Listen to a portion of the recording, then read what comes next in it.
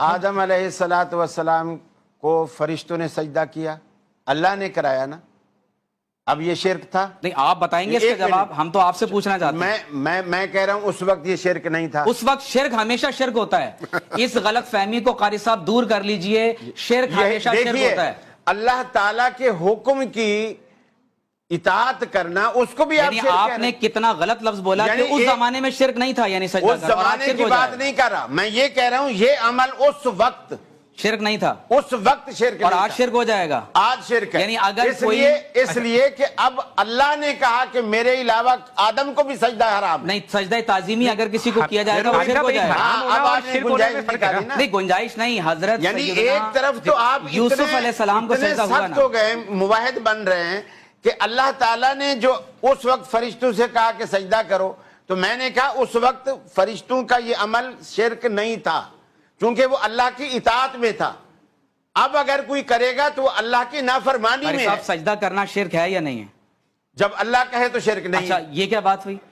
یہ کیا بات ہوئی؟ اللہ نے اپنے حکم سے شرک کروایا، یہ کہنا چاہ رہے ہیں؟ ہماری زندگی کا جو مقصد ہے آپ یہ وہ کہنا چاہ اللہ رہے کی ہیں؟ اطاعت ہے۔ نہیں، سوال یہ ہے کہ اگر زندگی کا مقصد اللہ کی اطاعت ہے، جہاں اللہ کہے گا اس وقت یہ کرو، تحمل اس کے وقت ساتھ وہی عبادت تحمل ہے، کے ساتھ سوال اور سن جب لیں، اللہ کہے گا نہیں کرو اس وقت نہ کرنا۔ میرے خیال سے لفظی نزاع ہو رہی ہے، نہیں لفظی نزاع نہیں ہے، تحمل کے ساتھ سوال سن لیجئے کہ شرک ہمیشہ شرک ہوتا ہے یا نہیں ہوتا؟ ہمیشہ ہوتا ہے۔ تو اللہ تعالیٰ کے اذن سے بھی شرک ہوتا ہے کیا؟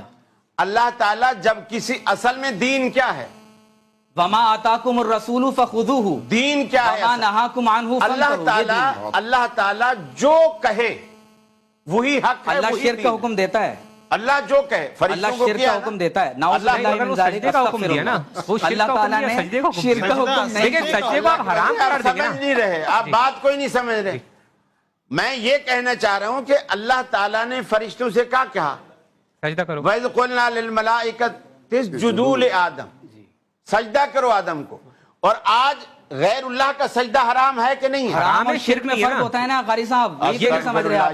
یہ نیا مذہب آ گیا، نیا مذہب نہیں ہے۔ سجدہ اس وقت بھی حرام تھا، آج بھی حرام ہے، کل بھی حرام ہے، قیامت تک حرام۔ ولید دیکھیں، اس کی حلت غیر اللہ کے لیے آپ ثابت نہیں کریں۔ کنفیوژن کہاں ہو رہی ہے؟ دیکھیں سجدہ کرنا ہماری شریعت میں حرام ہے، قرآن مجید میں سورہ یوسف میں ہے کہ حضرت یوسف علیہ السلام کو ان کے والدین کریمین نے اور ان کے 11 بھائیوں نے سجدہ کیا، تو بھائی ہماری شریعت میں اب سجدہ کرنا حرام کر دیا گیا۔ اور یاد رکھ لیں کہ کنفیوژن قاری صاحب دور کریں، اب یہ شرک ہر دور میں شرک ہوتا ہے۔ نہیں، یہ مثال آپ کی خود اپنے موقف کے خلاف ہے حضرت یوسف۔ بتائیے کیسے؟ کیونکہ آپ نے کہا کہ کسی بھی دور میں یہ اجازت نہیں دی گئی کہ وہ بندہ شرک کر لے۔ اب آپ خود کہہ رہے ہیں یوسف علیہ السلام کو شرک نہیں سمجھتے، وہ تعظیم کا سجدہ ہو رہا ہے۔ آپ نے تھوڑا جذباتیت میں غلط بات کہہ دی کہ اللہ نے شرک کرنے کا حکم دیا، یہ میرے خیال ہے یہ بات ٹھیک نہیں ہے۔ میں غلط بات نہیں کہہ رہا اور معذرت بھی نہیں کروں گا۔ اچھا آپ یہ کہہ رہے ہیں کہ اللہ نے شرک کرنے کا حکم دیا، اللہ نے سجدہ کرنے کا آپ کی بات سمجھ میں آ گئی ہے۔ آپ یہ آپ بات اپنے مائنڈ میں غلط ہے۔ اچھا آپ وضاحت کر دیں آپ کیا کہنا چاہ رہے ہیں، اپنے الفاظ مجھ سے کہنا۔ اچھا آپ بتا دیں آپ کیا کہنا چاہ رہے ہیں۔ میں یہی کہنا چاہ رہا ہوں کہ اللہ تعالیٰ نے جب فرشتوں کو کہا کہ آدم کو سجدہ کرو، اس وقت کرنا عبادت تھا۔ شیطان کو بھی کہا کہ کر، اس نے نہ کیا۔ اچھا غیر اللہ کو سجدہ کرنا شرک ہے یا نہیں؟ میری بات تو پوری ہونے دینا۔ شیطان کو بھی وہی کہا جو فرشتوں سے کہا، شیطان نے نہیں کیا، وہ نافرمانی میں آیا۔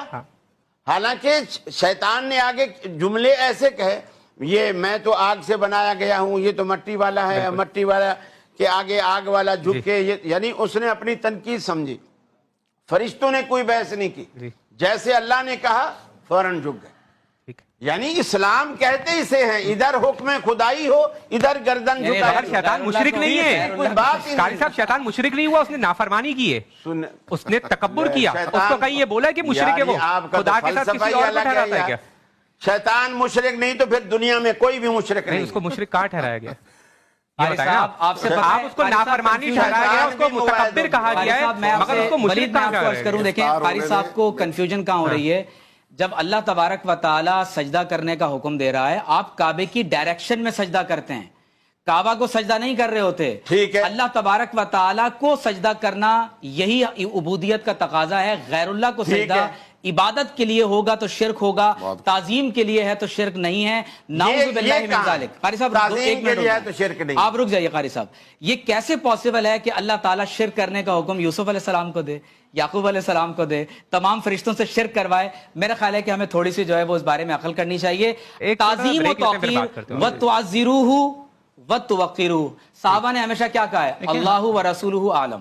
حرام دونوں طرح کے سجدے ہیں، میرے خیال سے اس میں کسی کا اختلاف بھی نہیں ہے، سجدہ تعظیمی بھی حرام ہے اس امت میں، اور عبادت کا سجدہ تو ہے ہی حرام، وہ تو ہے ہی شرک۔ فرق اس چیز کا ہے کہ ایک کو شرک کہا جاتا ہے، ایک کبیرہ گناہ ہے، حرام دونوں ہیں، مطلب جواز کی کسی کی کوئی صورت کسی کے نزدیک نہیں۔ بس ایک سجدہ انسان کو اسلام سے خارج کر دیتا ہے، اور شریعت میں ماضی میں شراب حلال تھی، بعد میں حرام ہو گئی۔ تو بس یہ فرق میں کروانا چاہتا ہوں قاری صاحب سے کہ تعظیم اور شرک میں ذرا ڈیفرنس کو ملحوظ رکھیں۔ قاری صاحب ایک اب قاری صاحب آپ وضاحت کر دیں۔ سجدہ تعظیمی بھی حرام ہے، سجدہ عبادت بھی حرام ہے، لیکن جو سجدہ آدم علیہ السلام کو ہوا وہ حلال تھا۔ پوچھو میں ان سے، یہ جب ہم آتے ہیں تو استقبال کرتے ہیں، شروع میں یہ تھوڑا سا ایسے ہو جاتا، میں نے کہا نہیں، یہ اللہ کے آگے کسی کے آگے سر نہیں جھکایا، کہا میں نے، بالکل یہ ہماری اہل حدیث کی رگ رگ میں یہ بات بیٹھی ہوئی ہے کہ سر کو اللہ کے سوا کہیں نہیں جھکانا۔ والدین کے سامنے والدین کے سامنے اگر کوئی جھک جائے تو شرک نہیں ہو جائے گا قاری صاحب۔